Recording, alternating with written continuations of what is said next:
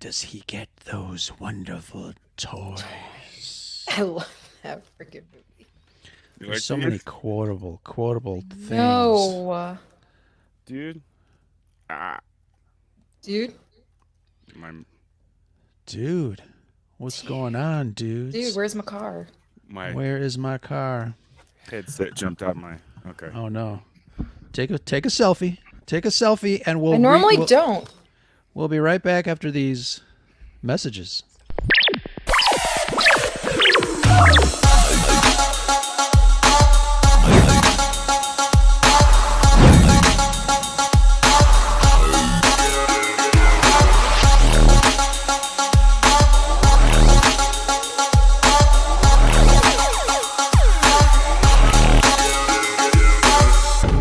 This station is now the ultimate power in the universe.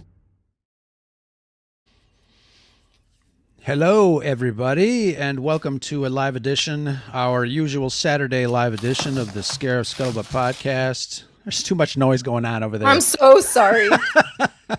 How's it going? How's it I'll going? try not man? to move. Yeah. Shanti, how's it going? We got 97 Bravo. We had an extra seat because our wonderful co-host Brad is on a little day trip down south, heading to Florida to a little R&R, as they say Everyone in his comes world. to Florida but won't visit me in Miami. Very nice. Totally right. Absolutely. So tonight, we're going to be talking about everyone's favorite Dark Knight Cape Crusader, world's greatest detective. And to join us, as I was starting to say, we've got 97 Bravo. I am sporting a little T-shirt here. Thank you very much. Very nice, my 97 Bravo. Nice. Wow. So, how's it going, brother? Very cool. How you guys doing? Good. It's Good. It's been a wild ride this last year? More than a year or so? Yeah. With Scarif and Red 5 and everything going on. It's been quite the journey. It's been a roller coaster, but it's been a fun ride, and the ride is not over yet. We got a lot of things cooking, a lot of things brewing up in the Red 5 house. And one of the things that we are very excited about is this summer, July 23, we are doing ScarifCon 2022, our, I keep forgetting, the fourth annual. Is it the fourth annual? Yeah, the fourth annual get-together. And here's the thing. You don't have to be like a Red 5 Network podcast or content creator to come and join us and have fun here in Chicago. We're going to, live it up. I think we got, there's several people that have already planned to take over the city, so that should be a lot of fun. Yes, We got Joker Voice in the house. Thank you, sir, for joining us. Lunar Girl, our Blue Wrench girl, and I know she has not seen the film, so I don't know how she's going to mod the chat. But also Nicole, thank you, Nicole, for joining us tonight. And it's going to be, it's Batman is one of those superheroes that's not really a superhero in the traditional sense. He's got no superpowers. He's just got some super smarts and some wonderful toys, as I said earlier. But he's a very fascinating character, and I know, we've had many incarnations of the Dark Knight. This week we got another incarnation of the character, and let's start talking about it because he's played fairly great by ex-vampire. Sparkles. Sparkles. Okay. Yeah. Okay. So let's just. Well, you want to just get it out of the way first? Elephant I in the want room. you to get out of the way first. Go. Okay. So, all right. I don't have anything against him personally. I haven't necessarily been drawn to a whole lot that he's done. Right. With that being said, my immersement of him as an actor starts and ends with Tenet. So I'm watching Tenet, having done what I did in the military and stuff, watching those people do what they did. he pulled me out of it. There were several things about the movie that didn't really work for Tenet, that didn't really work for me, but he in particular in that role, it didn't really grab me. Just in that context, because of the similar roles that we had. Beyond that, so in the movie, I honestly thought, don't get me wrong, that his Batman in suit, no shit, no stuff, beep beep. Go ahead, beat that later. It's okay. It's live. It was oh, yeah, for the podcast or whatever. I'm sorry. There were things I could have said. My point is that his Batman was iconic in the sense that it stood out from all the other ones. Right. Each of the Batmen have really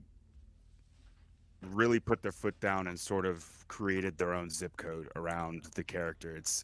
It's difficult because it is what it is, and it's so iconic, and it's been around, since the 30s and those kinds of things. And it's so to actually do what he did in the suit, I thought he did well in the suit. As Bruce Wayne, that's a completely different story. The hair, then I start to nitpick. Okay, then I go into, I get away from the whole thing, but actually as filling the room as Batman. When the dude walked in, he's Batman. He's young Batman, which was interesting. I did have, again, nitpicking things about him as an actor. Of course, the information surrounding the film. And it's not an issue. It's just it's baggage we take into the show with us. It's unfortunate, but that's just what we all do. We surround ourselves with information. Sometimes it's easy to sort of parse away, but I thought he did well. Okay, I think, like I said, he created his Batman, but there were issues with, and this is again nitpicking, but it I don't know. We can get into the specifics of that, but I thought, just to answer the question, I think he impressed me as Batman. With Bruce Wayne, I was a little less impressed. I thought maybe he was the weakest Bruce Wayne, if that makes sense. That's a better review totally. than I thought he was going to give. Yeah, totally. Let's talk a little general here, and let's go into what each of us thought of the film overall. It's a long film, almost 3 hours long, which I never complain about a long film, and I know a lot of people do, and especially the movie theaters, because obviously they can't charge, they can't bill for 2-hour movies. They got to start billing they make less money, in other words. Right. But this AMC's changing that though. Right. Yeah. I gotcha. And I don't think there's going to be anything that replaces the movie experience, going out to a movie theater and seeing a movie with people. We've covered that topic before here on Scarif podcast, and we've talked with many friends that enjoy the experience. So that's kind of like a done deal. We love it. I think we probably would pay premium to have that experience. It's something that is just out there for us, especially for people that love going to the movies and experiencing that sort of thing, the escapism. But let's go around the room and kind of take our temperature as far as what we thought the overall feeling of the movie was. And Shanti, obviously you're dressed as Catwoman and you love Batman. We know all that, but what was your take on this? Obviously, going in, we didn't really know, and you were staying away from spoilers, so that's great. Yeah. I was kind of too, for the most part. There's not a lot of spoilery things in the film. It's just a well constructed film, I think. But Shanti, let's start with you. Well, I think you all know by now that I loved this movie, so I personally give it a 10 out of 10. But regarding the length of the movie, I personally didn't have a problem with it, because I think for the story they were telling, the amount of characters that were involved, honestly, I think it did need to be 3 hours, and I think it would have suffered greatly if you would have cut out half an hour or maybe a whole hour. I think it would have felt too rushed. I have very little nitpicks, but in terms of loving it, I just felt like this was the best representation of Batman. We finally got a really true detective story. And I think this is the most I have ever seen. I think this is the most I've ever seen Batman on a movie working with Gordon, which I loved. Really seeing that partnership, I think, is what I loved the most out of the entire movie. However, because of that, though, I guess spoiler alert because I don't know who's in the chat, but my one gripe was the lack of Alfred. Because I love Alfred. I've always found Alfred to be very essential. And I understand it's only his second year. So maybe they're still trying to find out in what capacity they need to use Alfred. But that was actually one of my biggest problems because Alfred has always been the one to kind of weigh him down. You know what I mean? But I guess because of the way it played out, I guess it makes sense why they didn't use him too much. And let's rewind a little bit because you mentioned year two, and obviously the film, there were a lot of clues there that tells you exactly where Batman was in his crime fighting career. You had that journal there was a shot where he's writing something and then he closes it and you can see on the cover it said year two, something or other. Gordon said, yeah, it's so he says it, so they're working together. And then later on, Penguin calls both of them the world's greatest detectives, which I thought was an awesome little tidbit there from the comic books.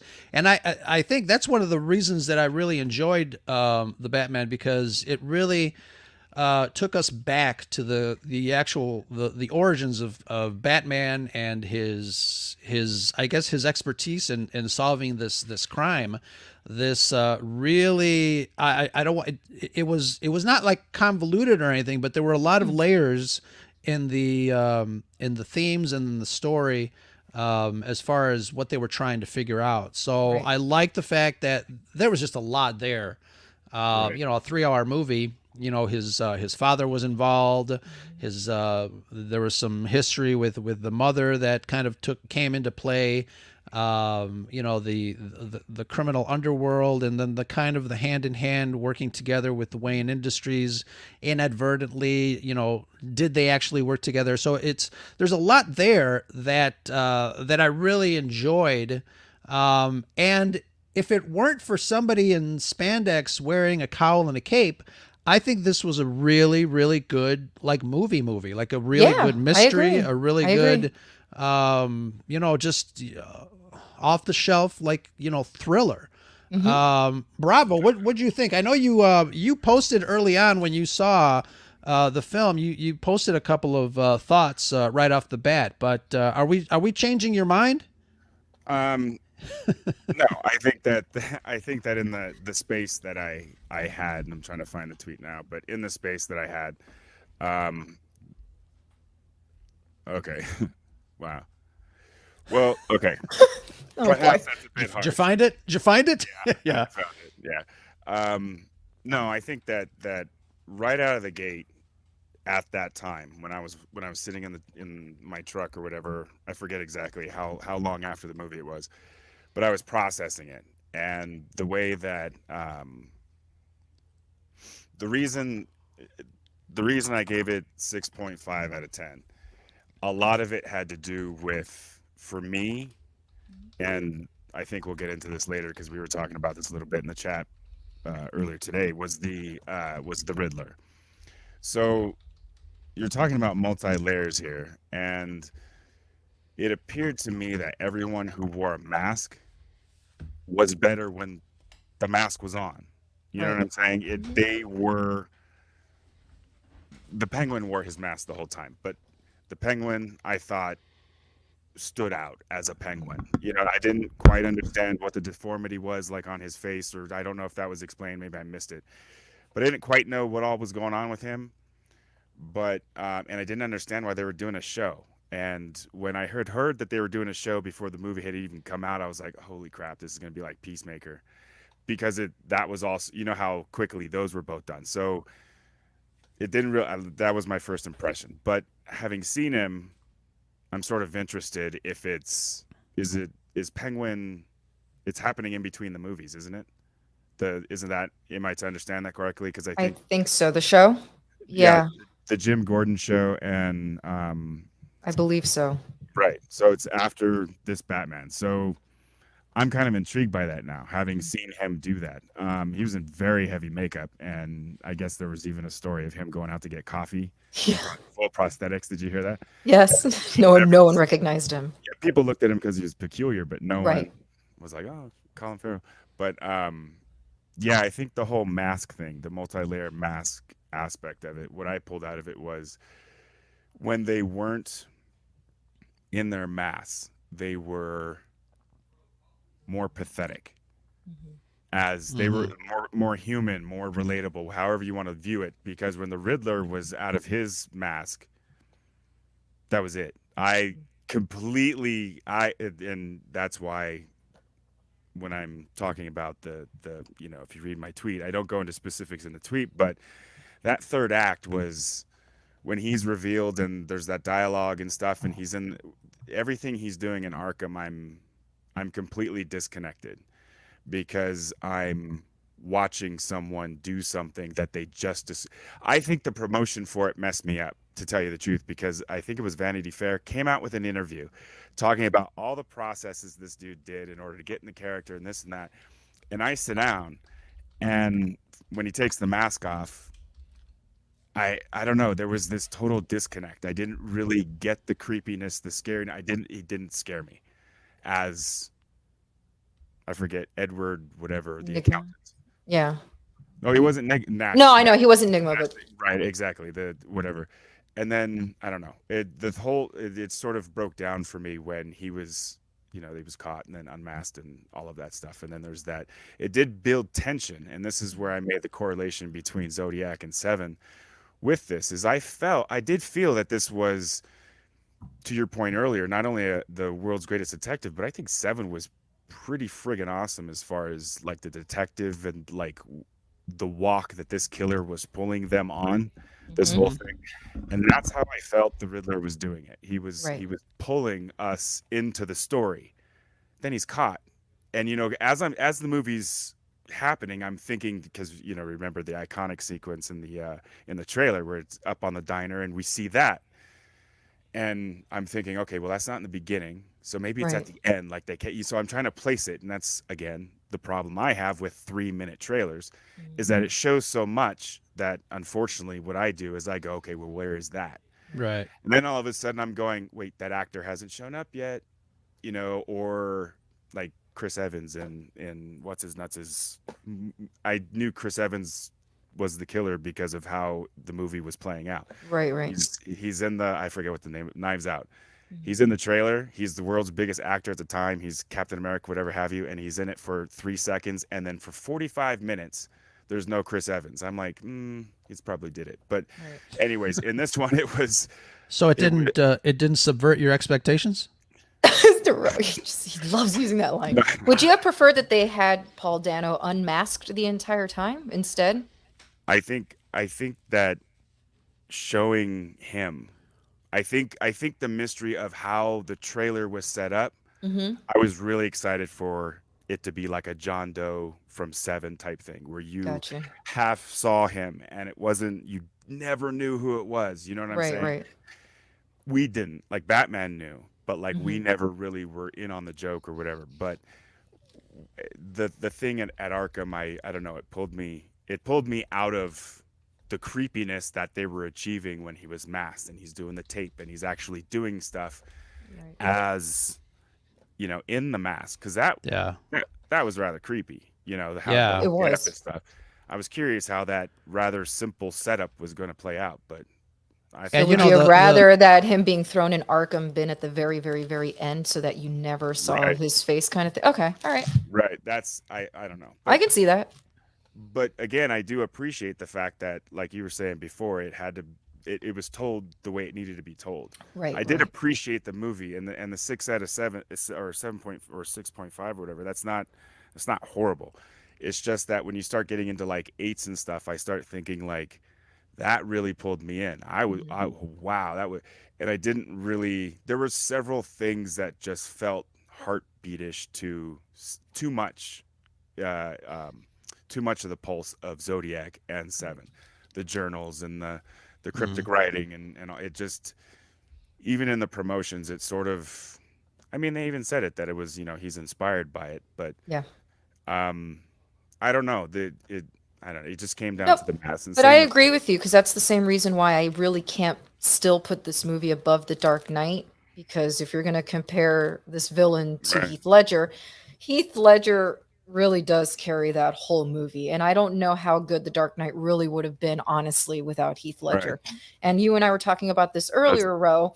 You cannot even, like the same thing with Colin Farrell as the Penguin, you cannot even believe that that's Heath Ledger under there. You don't get the sense that it's Heath Ledger at all. You don't hear it. You don't see it. Unfortunately, with Paul Dano, yeah, I agree with you, Ro. The moment he took his mask off, I'm just like, yeah, it's Paul Dano. That's right. So I get it. No, I totally get it. I totally get it. And this is the reason, we talk about this all the time and on some Star Wars shows when you bring in, actors with names, playing these iconic roles, because it does take you out to some degree. And I think if he were unmasked and it was somebody that you didn't know, right, then the suspension of disbelief, the freakiness would still kind of haunt you a little bit. Like, wait a minute, I know this is a movie, but is it really? And then you start to think about the characters and you get entrenched in their actions.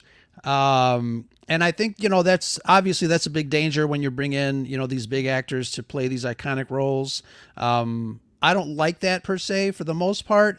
Sometimes it's okay. You got the stapler guy trying to pay tribute to Boba Fett and everybody's like, well, what's going on? So, so it is a problem. Yeah. But I mean, at the same point, he still creeped me out. I mean, he was still very good at just playing a completely nuts character. I mean, even when he was doing his screaming and yelling or whatever in the cell while he's talking to Batman, I'm still kind of like, this guy is freaking lunatic. Well, that's the thing that he tapped into was the fact that he's not accepting that his reality is not reality. Right. He's like, what are you talking about? Like his entire, and so, but Paul Dano, I mean, name a character that he hasn't played that role. And you know what I mean? That he's not unhinged. Because I think it wasn't his first role. He was like a teenage killer or something like that. Just I mean, in There Will Be Blood, he's completely insane in that movie. So yeah. Is Kelly? I agree. Yeah, he has played this kind of role before. He is. Is Kelly still in the chat? She may have gone, honestly. Why do we have that? No, we've got. I don't know. I keep getting something weird coming into the stream here. Being infiltrated. Yeah, by Cam maybe. Oh, Cam. Yeah. No. And we're talking about the Joker. I don't know what's going on. Hold on a second. What?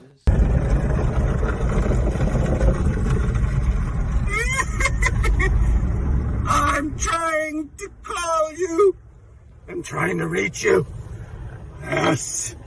I'm trying to get a hold of the Batman.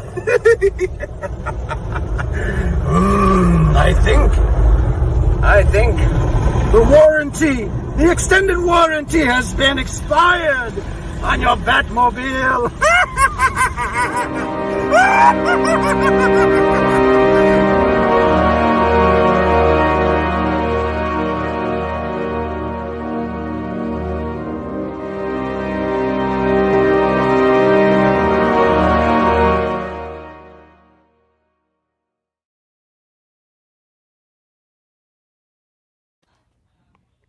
Well, that was weird.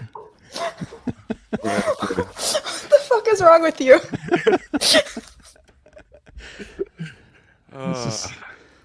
I don't know what that was. What's going on there? The jury's so serious. What the hell is he talking about? That's hilarious. But yeah, just having a little fun there. I will say, as much as I did like Paul Dano, though, I actually really loved Colin Farrell and John Turturro. Oh man! It's funny with Colin Farrell. Good. I was looking at his face, like trying to like get him out. I couldn't. Just this. It was even that barely. And sounding, forget it. It didn't sound like him at all. Yeah, they did something up here too, like right underneath his eyebrows or something, because it was just his eyes. But it was amazing. You never would have known. I would never would have guessed that dude. And I really love John Turturro. John Turturro was so good in this movie. I really did like him as Carmine. Greasy. He was great. No, I loved him. Yeah. Let's talk a little bit about the mood of this movie. Tongue in cheek, I think I saw somebody post. I think one of the reviewers said that he hates the fact that nobody in Gotham City turns on a light bulb. But I think that goes along with obviously the look of the movie, the state of Gotham City here. But I think I know a lot of people don't like these superhero movies to be dark and moody and so serious, and we've got one end that is very Marvel Cinematic Universe. There's a joke every 3 minutes, but I really enjoy the dark and mysterious, and even that opening sequence when these scum of Gotham City are like just looking at the shadows. I mean, that brought that brought you into that world. They were fearful of the shadows. Even so the legend of the Batman is well underway here. You've got the bat signal up in the sky, and people are looking over their shoulders, and these guys are looking into the shadows, freaking out. Something is going to come out of there. And then we get that final shot where the clown dudes on the L platform there actually see him come forward, and that's like, oh. Do you guys have a problem with dark and moody? No, especially when it comes to a certain character. If you're saying that about Batman, I highly suggest you go and Wikipedia Batman really quick if you want, because he's not a light character. And if you are looking for a campier Batman, then go watch the Schumacher films and watch reruns of the 1960s Batman, because quite frankly, that is not Batman to me. And if not, then continue watching Marvel. Well, I think, isn't it? I mean, there is something for everybody. Sure. Right. And I think that for me, there was a split. There was pre-1989 Michael Keaton Batman. Everything before that was the Silver Age or whatever it's called. But I think at that point, graphic novels really came back. I think that was a turning point in a focus back to comic books in general. Because I know for me, when that came out, that's exactly what I did. Oh, let's go to the comic book store, right? Type thing. And that's precisely how I got into some of these books that were coming out around, several years even after that, was because of the Michael Keaton movie. So I think that there are two ways of looking at the darkness. You have all the gray and the blue Batman, and then you have post Michael Keaton. It's more, not only is it dark, but it's more tactical, it's more practical, it's more what would Batman be in real life, instead of, even with Michael Keaton before Schumacher, it was campy-ish. I mean, I've watched it, and they've got Prince, and Prince's music's in it and stuff, and so it has that kind of detachment or whatever. But then you have the mood, and there were sort of strange, sort of over-the-top moments, because no one really knew how to do comic book movies at the time, or how to find a Joker, or who, I don't know. It was an oddity to have a Batman movie like that. I think it ideally was supposed to be self-contained, and then it did well. Surprise. And so that's when it did well, especially in Generation X, who was already dark and moody anyways. They were like, come on, dude, we got you. And it was just, let's do the dark stuff. And I think that's kind of the premise. And if you were never into the older stuff, I was never into the TV show. It was on and I knew about it, whatever have you, but it wasn't a focal point or anything. So there was a relative disconnect until, for me, because I wasn't into comics at the time, was the first Batman movie. So the darkness of that is sort of, there's like a completely different generation of Batman fans, much like Star Wars and stuff. Every iteration of Star Wars has a new generation of fans. And Batman did too. So very true.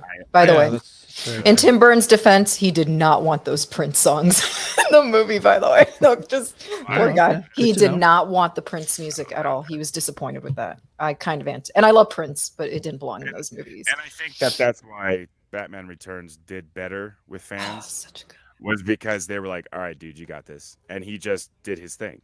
Yeah. Some fans who weren't, maybe keen on it. It was too dark, and you know, you got Penguin with the drippy this and whatever have you. Exactly. Clearly So love Batman Returns. they didn't understand what Yeah. this weird dude, Beetlejuice dude, was doing with their Batman, man. You know what I'm saying? That's I think the friction in the whole thing. And I love his dark Batman. It's great. And then so what do we get from that? I mean, Val Kilmer. Don't get me wrong, Val Kilmer and George Clooney. There are aspects of it. You watch those things, you can't take them seriously. It's Right. Especially not the George Clooney one. with the card and the what? Didn't he have a Star bat card? Bat Yes. American Express. Yes. Yes. Oh my God, I don't Good I don't through. remember that. Good through forever. And they did the turnaround with the bat ass and the cape Yes. And Rose's favorite, the bat nips. He loves those bat nips. Latex nipples. Did you find Pattinson to kind of remind you a little bit of Keaton's portrayal, just the way he used his voice? Because Keaton didn't go the Bale. Obviously, you know, Bale did his own thing with the voice and stuff. But I felt like there was an awkwardness. There was like an awkwardness of the two of them. You could, you know, I don't know how to describe it, but I felt like I got shades of Keaton through Pattinson a little bit. There was vulnerability, and this is Right, my that's thing. the word. I don't know the guy, right? So I don't Yeah. know his work, and I don't know where he's going or what his faces look like. You know what I'm saying? Like you could Mm-hmm. tell, like Harrison Ford. I expect to see Harrison Ford in a movie because you know there are mannerisms and things like that. I thought Gotcha. that like the vulnerability aspect of it. Again, it goes to the mask. When he was Batman, he was Batman, and then obviously he was Batman out of that. But they went so far to show you that the Bruce Wayne was separated from the Batman psyche wise, or he was at least trying to sever that, and doing a bad job at it, was the physical aspect of it. Because I started to pay attention to, and I joked, I've been messing with Shanti this entire week about Pattinson or whatever.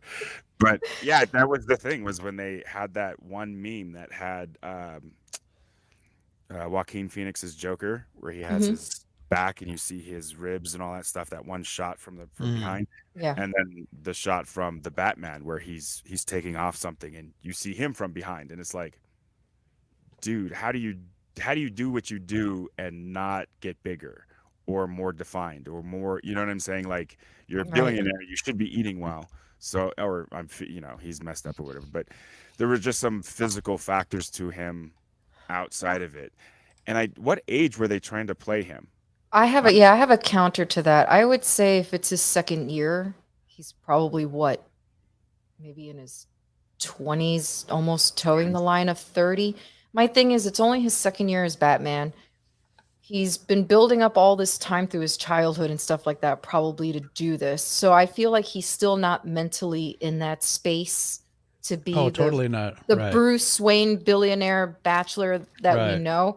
So I feel like if we get a second movie, and I'm sure we will, I think maybe when we get a second movie, maybe they'll beef him up more. But at the same time, what I find funny is we all love Michael Keaton, and Michael Keaton to me is a very shrimpy Batman, and no one seems to give three shits that he isn't muscular. You know what I mean? So to me, that is just details. I don't really care if he's super physical, because at the end of the day, Right. he's got the bat suit. You know what I mean? But No, but I get what you're saying as well.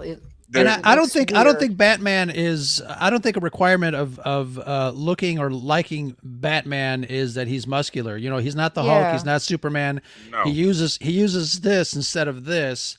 And I think. I mean, in the comic books, they make him look huge, but Yeah, every that's a more Batman we've had has romanticized, been kind right. of slender. Well, Right. Of course. I think where I was looking at it from was if I did that. So if Right. I did that, he wouldn't look like me right now. Right, Is what right. I'm saying. You know Yeah, what I know. I mean? totally Like, get you. if you're running, if you're jumping, if you're pulling yourself up, are you gonna look like the Green Arrow dude? That fucking dude. Have you seen that guy in the workouts and shit? Yeah, They're not right. fucking. Yeah. I just think this is still a very deeply depressed Batman. Well, yeah. You know what I mean? He just hasn't gotten to that space yet. No, I think my point is in just doing the job. I think without even doing anything extra, I think Right. he would be. There would be more. Not imposing. That's not even it. He's not going to look like Thor. I don't need him to look What like are you Thor. doing, Ro? Where did he go? Oh, he's taking his pants off. Oh, It's pants off time. yeah, it's that kind of party. Here we go. trying to focus this damn camera. One of the things that Joker voice said regarding the voiceover, it was a little Blade Runner-ish, but I can't remember. I know he had that voiceover at the beginning and towards the end. Were there any voiceover in the middle in there somewhere? Not that I remember. I liked the voiceover. It gave it more of that noir feel. Yes. It really made it feel more like a Right. gumshoe detective. Detective, kind of- exactly. Right. Yeah, I See, totally don't- agree. I don't think what they did was create a bad product. I think Right. what ended up happening for me was that there were things along the way that drug it down. And it's not that I had expectations. It was just like, for example, in the third act. Well, I don't know if we're talking chronologically, but in the third act, when the Riddler's captured, or whatever, and then the drones start showing up, and they have the full blown. There were to talk about things that took me out of it. There's a sequence. I forget exactly. I think it's like halfway through or whatever have you, where he takes off he's facing the camera and he takes off the cowl. Okay. When he does so, it's quite obvious here that it's rubber, like it Right. totally crunches, whatever have you. And it's not like I had a problem with that, but in the moment. But then all of a sudden, in the third act, when they're using hunting rifles I think it was an arena or something like that. But anyways, the whole where they're chasing him, he literally gets shot in the head with a Right. hunting rifle after like 20 minutes earlier taking off a rubber. Because I saw it too. Yeah. So there were things like that along the way Right. that I was like, okay, so it's pulling me out of the movie. Do you see what I'm saying? I think what they did, I think where they can go is up. I think that, again, he was imposing as Batman. And to take Shanti's point, I can now sort of respect him and where he's at as far as not wanting to get physical over it, because it is year 2. Right. And to your point, being bigger in the next one because it's year 4 or whatever it is. To maybe hopefully someday get to old man Bruce Wayne where he's Right.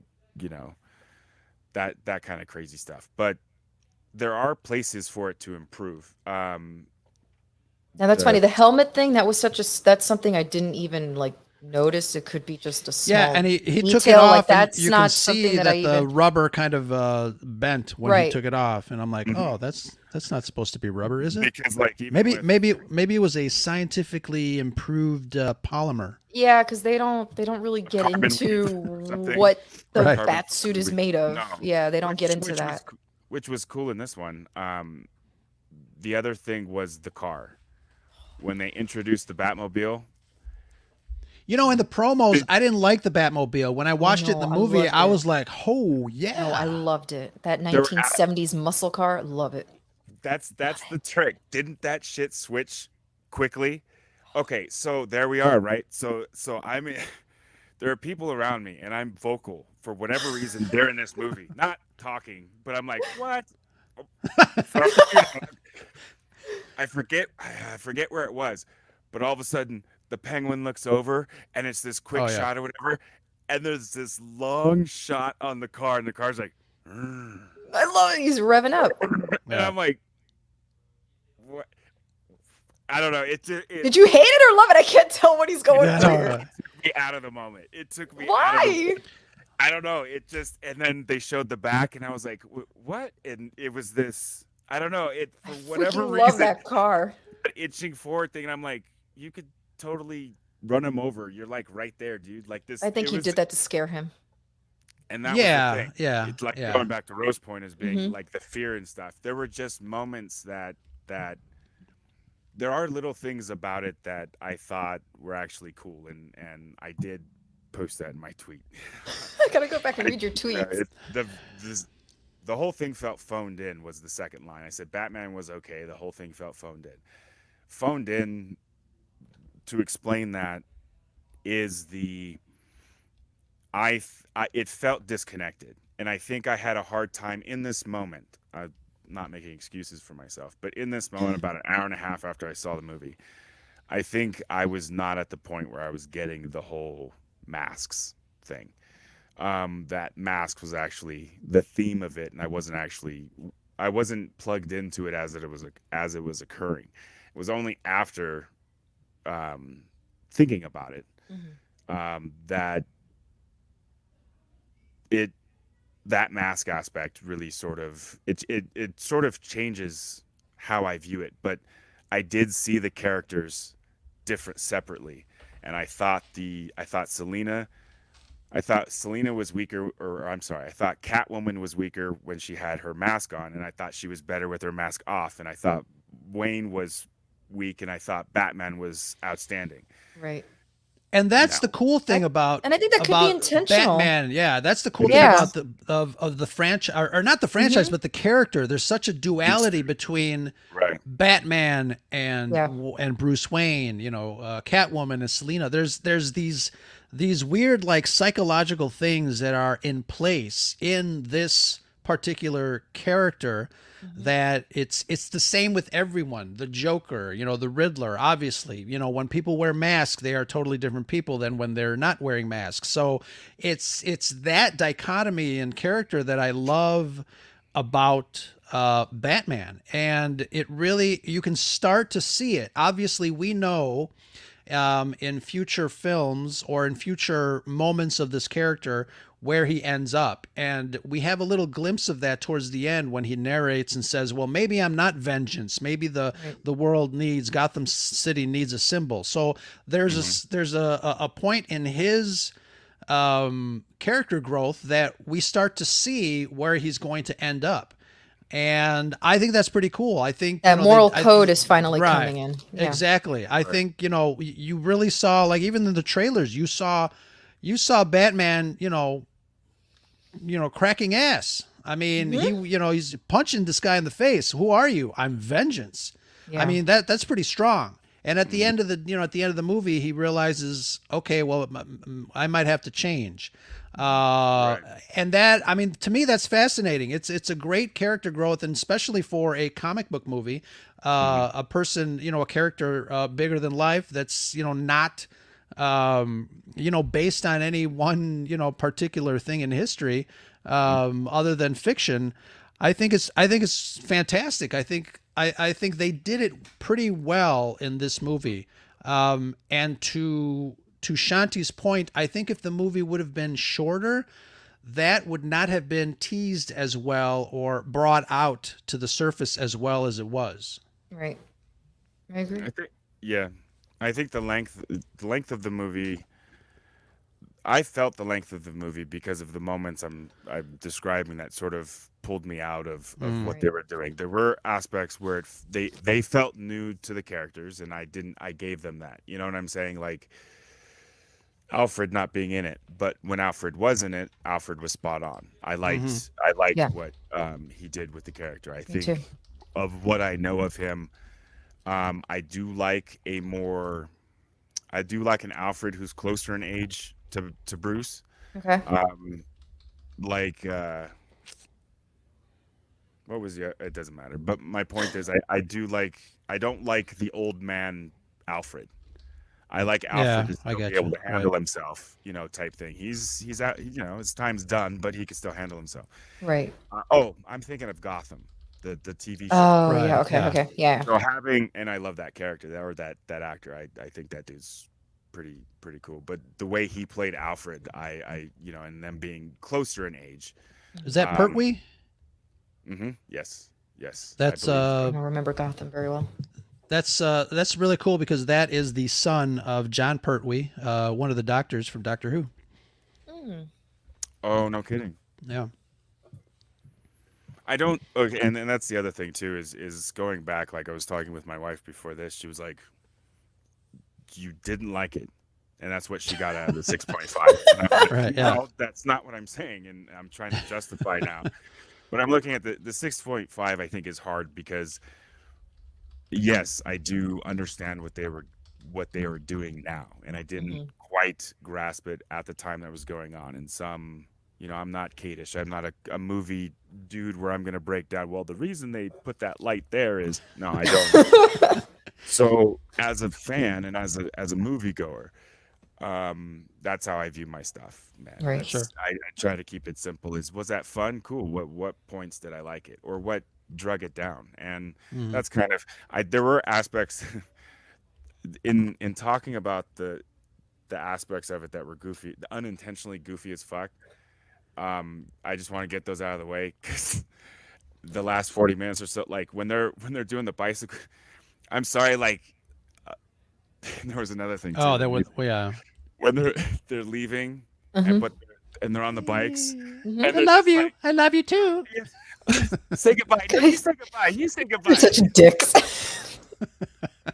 Guys are such dicks. They get to the end, and it was like Because they're going on two different paths. It's But you know what's symbolism. funny? When they both got on their when they did that shot, I was thinking to myself, why doesn't Batman just wait until she leaves? Because And it's all part of their sexual tension and nature. They're teasing each other. They're playing cat and mouse with each other, and then they're going their separate ways and going on two different paths at the end. You guys are not looking like this at like a painting. You got to analyze it. So here's You guys are not artistic enough. Here's the funny thing too. I wanna get into like the special effects and stuff like that because that's in my brain too. There is some funny things that kind of me as a Spanish speaker when the code started coming out, when the not the code, when white people write films, is that what you're getting? No. When they started using Spanish for the secret code, the clue that he was giving, the rat with the bat, and everybody's trying to figure out what's I'm like, dude, it's a bat. A rat with the wings is a bat. It's a bat. You're looking at it right there. You are the third victim. They said the same thing. I watched. Oh my god, that's what I'm saying. Like shit was coming out of my mouth. I'm not like that in the theater. It's a rat with wings. A fucking bat. Well, I don't know, Alfred. What do you think it is? It did like 40 minutes. And I'm looking around. I don't know. Does anybody else say habla? It was just, and he has all that equipment and then analyzing this, that, and the other thing, and they get this. I knew what they were saying. Like, how do you fight? Oh, turn it like this. The computer was wrong. Oh yeah, okay, whatever. No, there were just moments. There were just moments that I should probably put a 7.5 because it wasn't horrible. But again, I'm still thinking about the fact that he's only 2 years in. He's not. Right. He's not Sherlock Holmes just yet. You know what I mean? So I'm watching it. We're so used to seeing Batman so far into his like career already, and I think that's the issue. To your we're not point, used. We're not used to this. That's literally the problem I have with Batman Begins. Is Batman Begins? I'm like, Christian Bale's like, fuck, how old? You know what I'm saying? I'm like, where are we at here? And he's got the hair, and I'm so young. And it's like, dude, no, you're not. What are you? It reminds me of Steve Buscemi in that one film. He's like, how you doing, kids? And he's walking into high school with the teacher on. Yes. Like, what the fuck is they? But by the time, so at the end of the movie, right? Mm-hmm. I'm like, okay, Batman's Batman because he's done, he's done his 10 minutes of training. But in the beginning, I'm like not connecting with Christian Bale. But Dark Knight and Dark Knight Rises, I'm like, I'm vested. I know what to expect. And I'm like, let's do this. And he's in the character and he just goes. And I do understand that each Batman sort of has to wedge their shit. It's, hey, this is plant the flag. This is me. And no one wants to do Keaton and that kind of thing. And how does he do that without being Sparkles and brooding and fucking looking? There's that one shot. It's just his eyes. And I'm just like, oh, fuck. Yes. But I get it. And I'll tell you what, that bat fucking nose, I hate it. I hate the bat. You know what? I gotta mention something. There were a couple of shots in the dark with him as a silhouette that really, for me, that really harkened back to the Adam West Batman because you can see the eyebrow, the outline of the eyebrow in the shadow contour, and I thought that was pretty brilliant. The mask comes out. If you look, the mask comes out a little bit, and then here on the eyes, it comes from the skin. So there's this whole almost goggle-ish. Yeah. And when he's front on, he has more, like under the chin, he has more there. So in that sense, they really did, when you're looking dead on, he doesn't look like Pattinson. Right. No, he's pretty imposing too. Yeah. Right. But the nose, I don't know. I didn't care on the bat face, the difference between, because it looks like a part was sewed on for his nose. I'm sorry. It's just it's the shit you get hung up on. I'm sorry. I'm sorry. Like we're talking about the nose on the. Well, this is the thing, right? No, It's a shot. I love you, Bravo. No, it's And stop it. and shit, and all of a sudden, all you fucking see are the stitches, and I'm like, I don't know I don't know. It's so. That's too anyway. funny. Let's I talk a thought it little was bit about very special imposing effects. Suit, though. I thought it was a very imposing suit. The boots, the way Oh. the boots sounded when he stomped in. I mean, Very practical. The suit was I very practical. loved it. They did Again, not the chest plate. explain. Yeah, they did not explain I know. what the chest plate. But know. I think that's okay. Yeah, I the- still dug it. Or what? Well, it was, wait. Yeah, what it was. What it was Mhm. made You guys up were of, right. right. You guys remember that like early on Yeah, they were yeah, talking I do. about it Yeah. was the gun that killed their The gun. parents, his parents. But I thought that was great. I obviously, I think it's going to be a successful film. They're going to do a second and third, a new trilogy. Here we go. But I think it's great that he used it a couple of times. Me too. That was so That cool. was pretty cool. He put it back, and I think that's great. Let's talk a little bit about the special effects because it's in my brain. We are on this precipice of being able to see films with special effects that sometimes you're like, was that a special effect, or is that real, or is that CGI? And I know the movie used for a few background sequences, they used the volume technology from the Star Wars people that the Batman was up against there. But there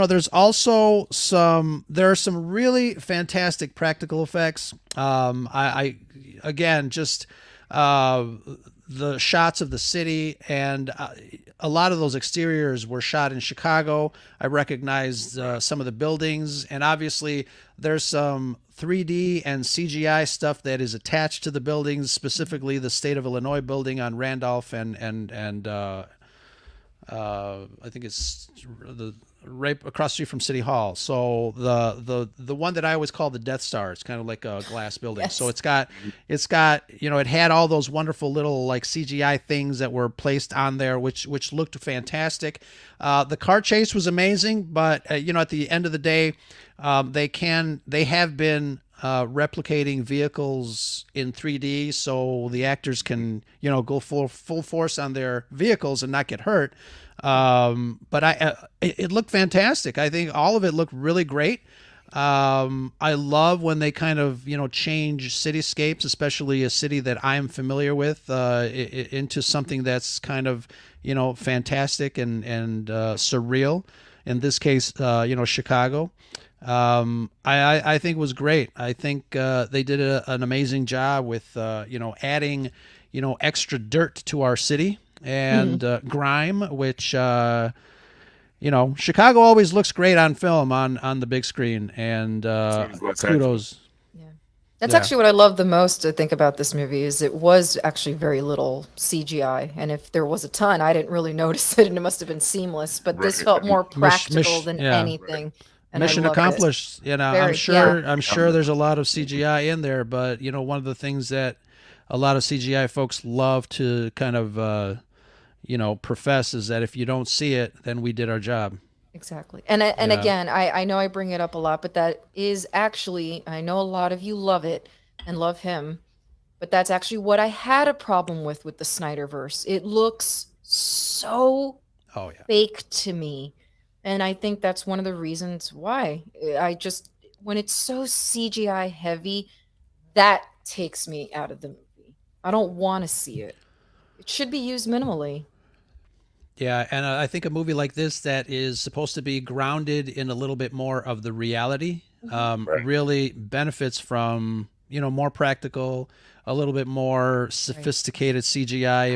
If you catch my meaning, I think bad CGI obviously as with anything else kind of draws you out of the movie if you can kind of start seeing the strings that are attached to whoever.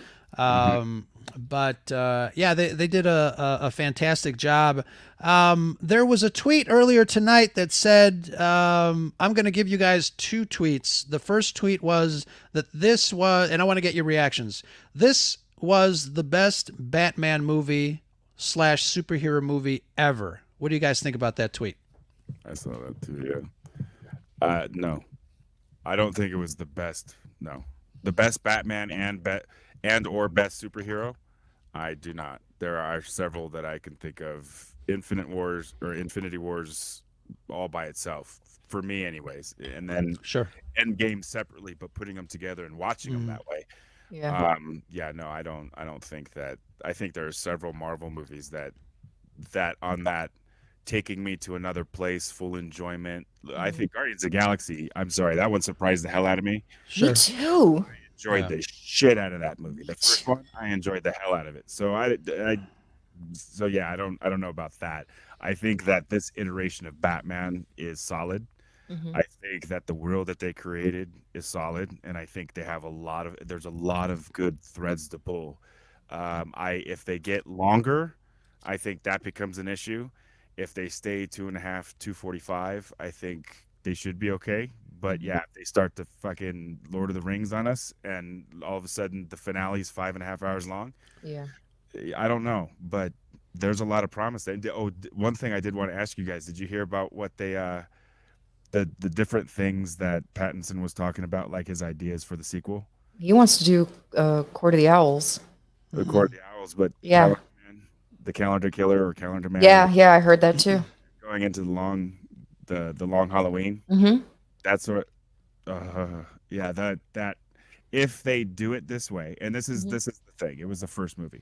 Doing it this way, I think that now there's promise. I see Hush. I see the long Halloween. There are now I can now associate this world with those things. Sure.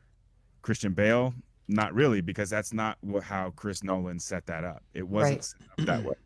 This one, the way this one was set up, and the way they took you on the journey with marrying up Zodiac with Seven and Batman, sort of that way. I think the real world grittiness is the most real world grittiness in that sense, the most real Gotham we've seen. Yeah. If they're talking that way, I thought that Joker's Gotham was cool, but that was in the 70s. So what would a modern Gotham look like if it started off like the Joker's, that kind of thing? So I did like that, but there were, I don't know. I don't see it how, I don't know how it's the best. It's As a standalone, see, that's my thing. I love Infinity Wars. I love Endgame. I was just telling the ladies of Red 5 earlier. There was like tissues all around me in the theater because I was crying so much with Endgame. It was a great movie, but those movies don't work by themselves because of everything that precedes it. Like I can't watch those. Like someone who's just watching them can't watch those without watching everything else. So it's kind of hard for me to compare this standalone Batman movie to two movies that have 20 movies before them that you need to lead up to it. It's one collective thing. All the origin movies, all the first. Okay, fine. All the origin movies, I would still say the Batman is better than a lot of the origin movies that I've seen. And I loved Shang-Chi. Everyone knows that I loved that movie. I love the first Thor and this and that. But best superhero movie, I just really have a hard time putting it up against The Dark Knight. I still think The Dark Knight is actually the best superhero movie we've ever gotten amongst DC and Marvel. I think you're right. I think it's up there. And like I said, I can't think of anyone other than Heath Ledger as one of the most brilliant Jokers out there. But this movie brought me a lot of joy. Like I said, this felt like Batman. So in that sense, I think they did a really fantastic job. I agreed with Joker's voice real quick. What do you say?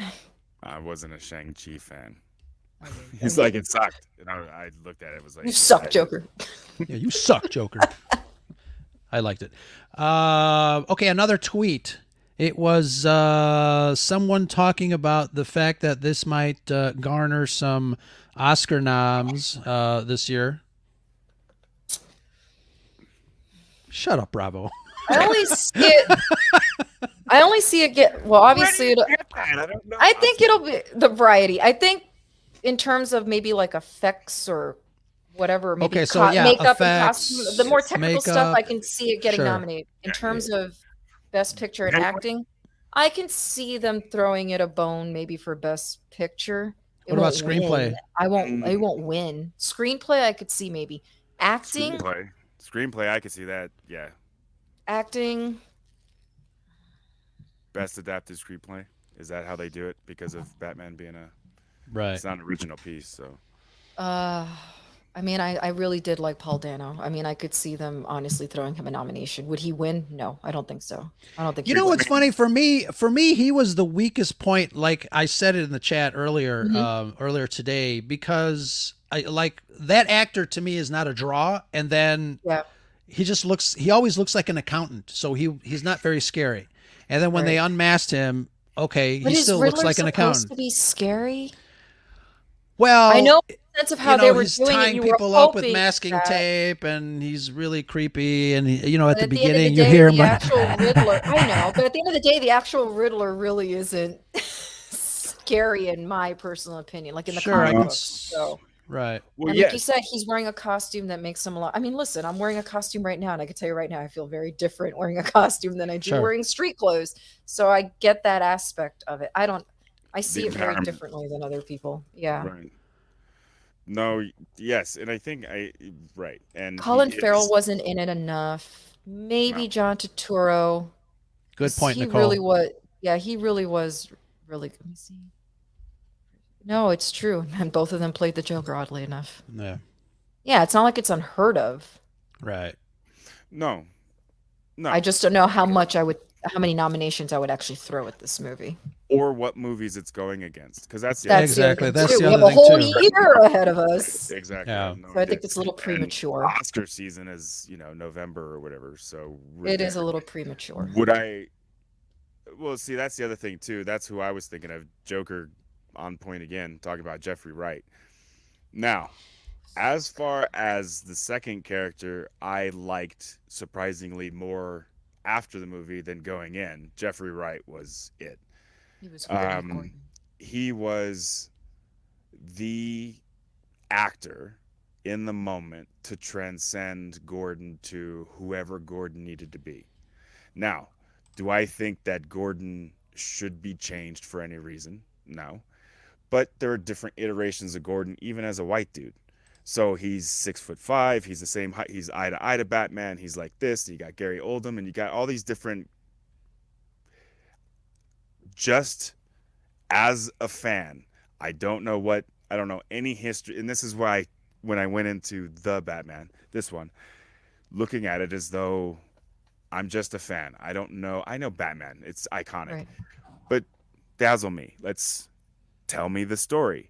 And with Gordon didn't have he was completely perfect in that role because it could have, I don't know. He transcended, I don't know what buzzword I'm looking for, but I think that he did well because he was the unimposing secondary to this fucking dude who's he's letting into a crime scene, and they're like, Gordon, you're losing you. Right. And he's perfect. Jeffrey Wright was perfect as the, look, dude, I'm just trying to fucking solve this shit. Yeah. People aren't fucking helping me. No one knows what's going on. Exactly. This dude wants to help us out. So Might as well. Right, exactly. And so, You're gonna tell him no? Yeah, exactly. Exactly. He But was with really Chris- good, man. He really right, blew me but away. with Chris Nolan's Bat World, Mhm. you're like, Gary Oldman's fucking 60, dude. How is he like the rank of a 30-year-old, and then he's Commissioner Gordon like the next movie, which of course makes sense because they wanted to get him to Commissioner Gordon. Right. But Is he supposed to be 60? no, the actor. I was gonna say. Right. Oh, the actor. I was gonna say. Just like Christian Bale in Batman. Yeah, right. He's supposed to be playing not. somebody young, and clearly he's not. 22 or whatever. Yeah. Right. But again, it goes on what iteration of Batman are you going off of, and what are you trying to show? And then again, Hollywood looking at the time set. Okay, well, for every 2 years or 3 years a movie comes out, the actors are going to be so, whatever age they're at, and we have Right. to we can write to that. Taylor to. Right. I did think that he did convincingly play. He's taking his What are you pants off. doing, Ro? I know. You're being very unprofessional. I can't. He's taking his pants off. So Again? they've been off for the last hour. Oh my. No, but yeah, I really, 20s are off. really loved this Gordon. Jeffrey Wright Yeah. blew me He's away. And he's again, a phenomenal actor. And again, I loved how much they work together. I mean, really, rack your brain. Right, Of every yeah. Batman movie we've ever had, this is the most I've ever seen Batman working with Gordon and vice versa. And I loved the whole scene where he was pretending to giving him a talk, and then he punched him just so Yeah. Batman could escape. Like, it was very well done. And I even did like the little very subtle humor that was in this movie. That was the other thing too. Yeah, Yeah. they did that. They did that well. It was pretty good. I thought maybe you'd pull that punch. I did. I did. That's good. I was like, all right, that was When Penguin was all locked up and they're walking away, and he's like, "Uncuff me, you sons of bitches!" Colin Farrell was really good, I gotta tell you. And did you catch that other little talking about when he was cuffed? There was a long shot in the alley when Gordon and Batman left. Okay. And he's like, "Are you guys gonna cuff me?" He was waddling like a Yes, penguin. he was waddling like a penguin. Yeah. Yes, I was like, that is so great. He's totally like, "Are you gonna caught cut that. me out of this?" Yeah. Now, really quick, because we haven't spoken about it yet, and I didn't wear this costume for nothing. I really loved Zoe Kravitz as Catwoman, and I liked them together. I really did feel their chemistry. I loved the tension between her and Batman. And again, she was very Catwoman. She wanted to help him, but at the same time, she was so focused on her friend that she still like wanted to go out and do her own thing. You know what I mean? I don't know. I was hoping that she'd be like the best thing since Michelle Pfeiffer, because we haven't really had anything else. And she really, really impressed me. I loved her as Catwoman. I was very pleased. There are aspects of Gotham's, I don't know if it was intentional or not, but the Gotham Selina that they had, the actress, I don't know anything about her, but the way that she played with Bruce, yeah. The manipulation that actress did, and it was so convincing. I mean, don't get me wrong; these kids are like, I don't even know how old they are, and I'm just they started young. out young. Yeah, this was young. They both started out young, so it's almost they grew up together. Yeah, right. That bitch was manipulative as fuck. So by the time season whatever came, and the TV show was trash by the last season, but in the first couple, they were so young, and she's just that twistingness that she was doing. I think Zoe. I think the disconnect with me was the manipulation seemed more. She was just less manipulative, I thought, in that sense of having her own sort of.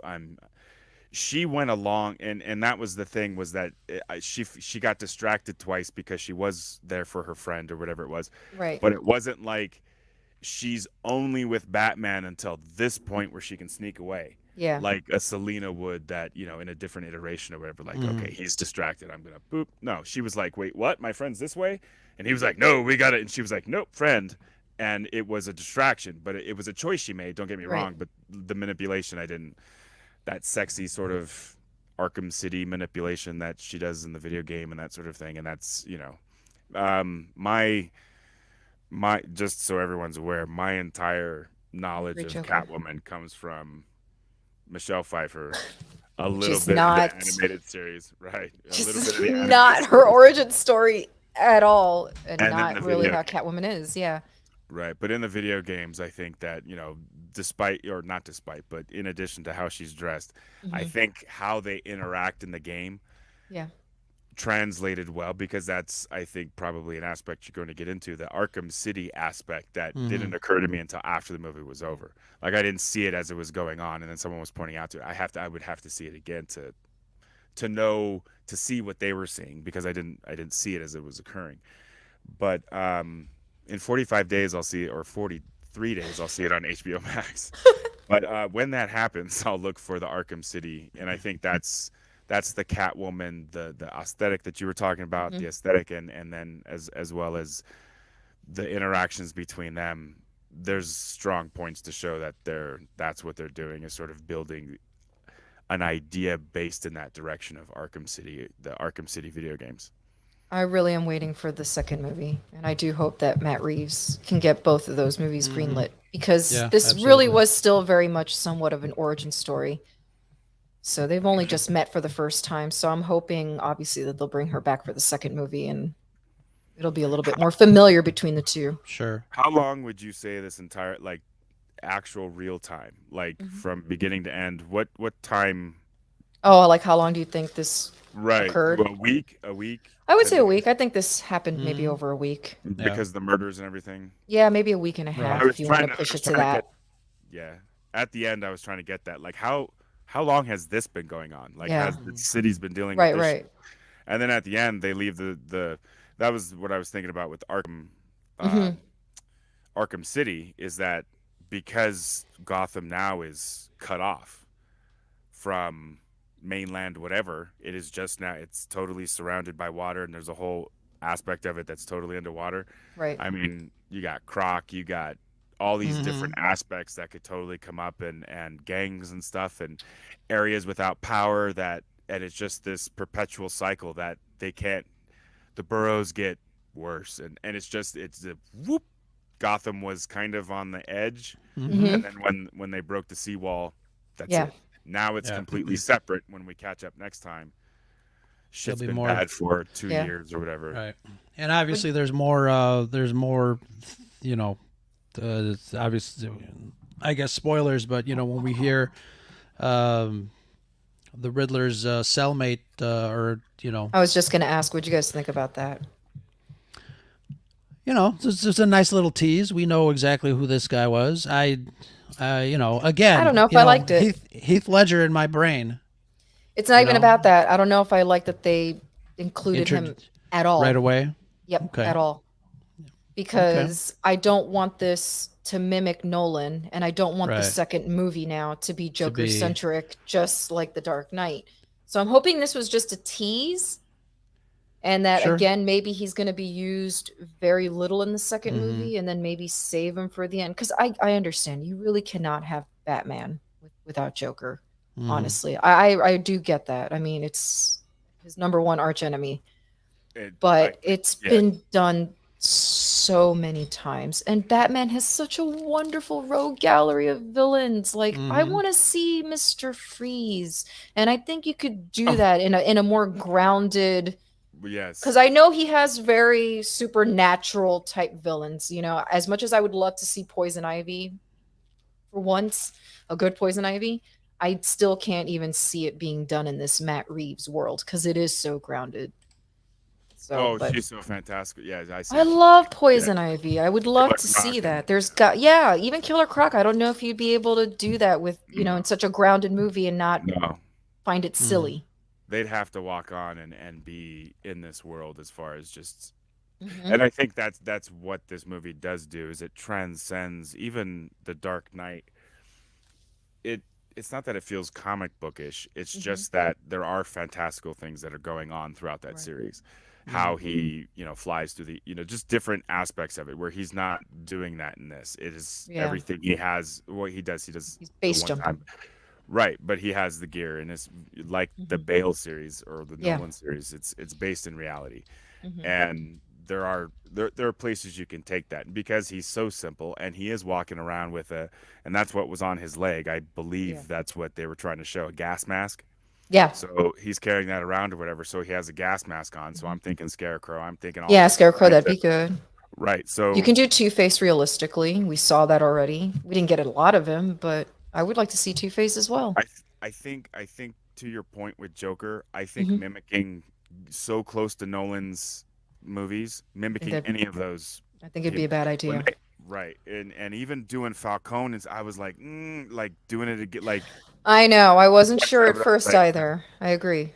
But I think everyone in it did a very good job of making this their own Batman. Agree. I don't think anyone will disagree with that. I think the 100%. level of enjoyment, or I think that can all be discussed separately. But yeah, no, Joker in a second movie that's not gonna. I can't even get my words out. Joker needs to be in a third movie. Yeah. I said it. Go out with a bang. Third movie. Mhm. Exactly. Absolutely. He leads up to Joker, and he's still young. And who knows? Did you guys see who it is? What? Like who's playing him? Did you guys? I didn't see. Yeah. Who the actor was it? is? The Anybody? guy from The I guy know from it is. Eternals, right? The guy from Eternals. The young- one that was, you could tell was He looks like Ezra. in a relationship with the Miller. deaf character. I'll have What to the go heck's back. his name? I haven't seen it. While you're thinking of that, I just want to remind just hate it. everybody. I Want like to remind Eternals. everybody in the chat. Hold on a second. Next Did week, anyone win that? next week we are announcing the winner of the DC Multiverse Batgirl action figure. We announced how you can win this when we did our female superhero episode with comics and cosmetics. If you had not listened to that episode, make sure you listen to it and see how you can win this from McFarlane Toys. It's pretty cool, actually. Yeah. We only have I one. think We that's- have one entry at this point. I took myself out of it because I'm the co-host. I want someone else to have it. Yeah. I want a listener to have it. That Three Jokers line is actually pretty cool. They're the McFarlane or whatever. They're just like Hasbro, and their GI Joes are getting I better. don't know if you can. This guy, Druid. Oh, okay. I can Him. see him as going forward. I can definitely see him as a I don't Joker. think that's bad, actually. He's got an unnerving face for a Joker. Yeah. But if you caught the nuances, did you catch the shit? They're like the hair and Yeah. the, Yeah. you kind of, I don't know. It'll be interesting. It'll be interesting to see how he manifests. Yeah. Mm-hmm. And I would have to agree with you guys. Bring him in on the third one, and see how he I love fares. my 'Cause mom. I don't know. She if just you- texted me. I'm sure you know this already. The Batman formally releases on HBO Max April 19th, 2022. So she's very excited. So there you go, Very guys. nice. HBO Nice. Max. You're absolutely right. Can't be worse than Jared Leto, except that I will say that I sort of appreciated the nod in the Snyderverse, bringing Joker back and having that little interaction. I like enjoyed the shit that out of the Joker. interaction. Right at the end of the Snyderverse, right? That one I liked. The one in Suicide Squad? Ass garbage. I've never seen any of the Suicide Squad movies. Nope. Okay. Don't, bravo. Because I like the James Gunn one. We'll come back and I will. Yeah.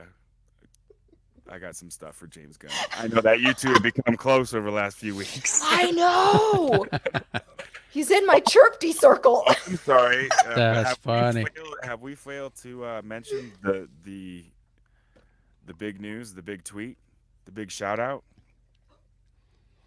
Yo, You guys I'm mentioned that I'm on a video? still like, I still can't believe that. Yeah. I'm in shock. Rosario Dawson, that was On a awesome. Rosario Oh, Dawson yeah, yeah. shout out. Yeah, she's Rose like, what are you talking about? Yeah, I'm like, what are you talking about? The Rosario Dawson is a scuttle buddy. She listened to our interview with Brian Sipe, supposedly, but I think that's cool. That's really Hey, cool. whether she listened to it or not, I don't care. She She's shouted us still- out. Yeah, she shouted So us that's out. good Yeah, enough. that's You guys really are- cool. yeah, just attracting all the stars, man. You guys. Speaking of stars, I want to play a little thank you video to our patron, Bravo. Obviously, you are one of them, but we'll be back in a few minutes just to say a big thank you to all the people that support the Scarif Scuttlebutt podcast. Here we are.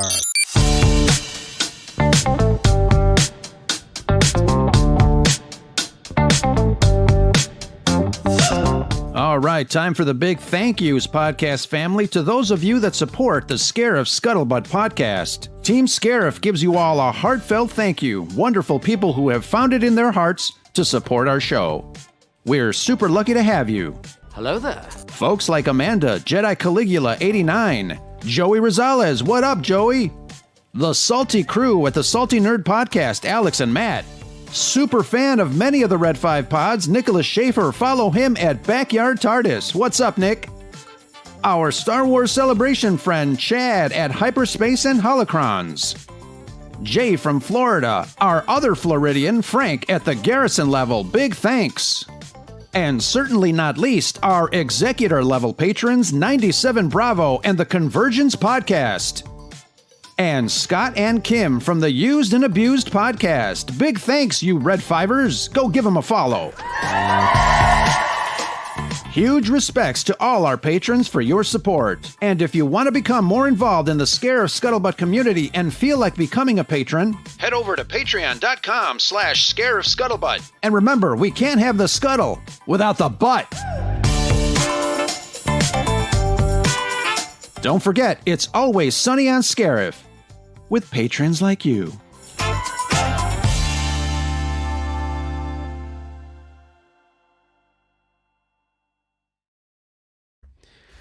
Yes, bravo. Thank you very much for being one of our wonderful patrons. You're to bring so us. bad, bro. What happened? That wasn't me. What? Uh-huh. What? But yeah, so all pants are off here at the Scarif Scuttlebutt podcast, and yeah, a lot of fun to be had for sure. No standing up. No standing up. Your chair's cold, but you can't stand up. Any final thoughts on The Batman? I loved it, and now I know what a condom feels like. No, you feel like what a dick feels like. I didn't want to go there. I was trying to be good. Oh, wow. I wanted to give you all the curse words today. Right. No, seriously, thank you, Bravo. You were so wonderful. What? Yes, thank you for joining us tonight. Yeah. Oh yes. Thank you so much. And thank everybody in the chat who participated. We had a lot of wonderful friends and people that participated. And I know a lot of people wanted to join us, but they had not seen The Batman yet and are saving it for afterwards. We got some really good thumbs up. Thank you, everybody, for chiming in. And since Bravo is our guest tonight, let's have him sign off. Does he know what the sign-off is? And that's the scuttlebutt. I say, woo! I said he better. Let's go. All right, And I'm guys. sorry for all the noise. Yeah, I know. Can I do that again? We should do it like a Scarif. What is that? ASMR? I demand it. Let's do another take. Yeah, I know. She's over there. All right, let's do another take. And that's the scuttlebutt. Woohoo! Thank you, chat. Thank you, friends. Cut it. Visit the Red 5 Network and the Scarif Scuttlebutt. Talk to you guys later. Ho!